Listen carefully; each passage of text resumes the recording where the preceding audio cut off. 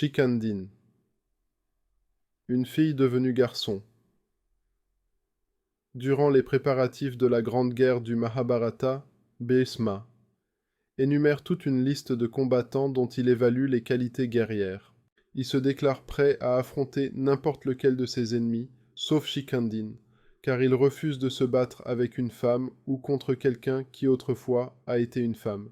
En effet, Shikandin était née femme et était la réincarnation de la princesse Amba. Amba avait souhaité toute sa vie se battre contre Bhisma, qu'elle jugeait responsable de son malheur et de l'impossibilité d'avoir épousé l'homme de son choix.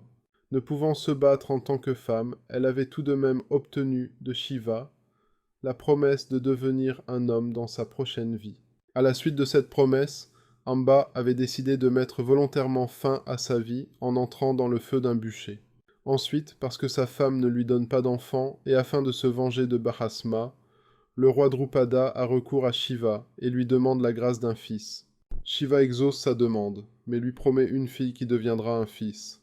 On annonce la naissance d'un garçon et l'on fait sur la petite Shikandina les rites védiques réservés aux garçons. Tout en dissimulant son sexe féminin, elle apprend à se battre vaillamment sous la conduite de Drona, le célèbre brahmane maître d'armes. Cependant, lorsque son père décide de la marier, l'imposture est découverte. Réalisant qu'elle est la cause du malheur de ses parents, Shikandina décide d'aller se laisser mourir de faim dans l'ermitage du Yaksa, Stuna. Cependant, elle explique au Yaksa qu'elle sent fondamentalement en elle-même le dharma d'un guerrier et que son devoir personnel, ressenti comme une obligation et comme le souhait le plus fort de ses parents, est de combattre Bhisma qu'elle juge responsable du malheur ancien d'Amba.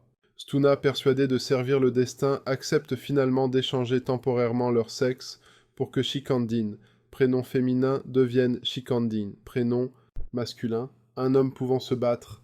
Mais Kubera, le roi des Yaksa, lors d'une visite chez Stuna, découvre son changement temporaire de sexe.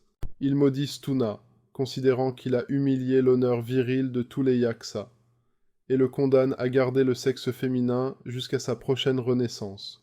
Shikandin se retrouve de ce fait également dans l'obligation de garder son sexe masculin jusqu'à sa mort. Shikandin, définitivement homme, se sent enfin légitime à réaliser son désir le plus cher.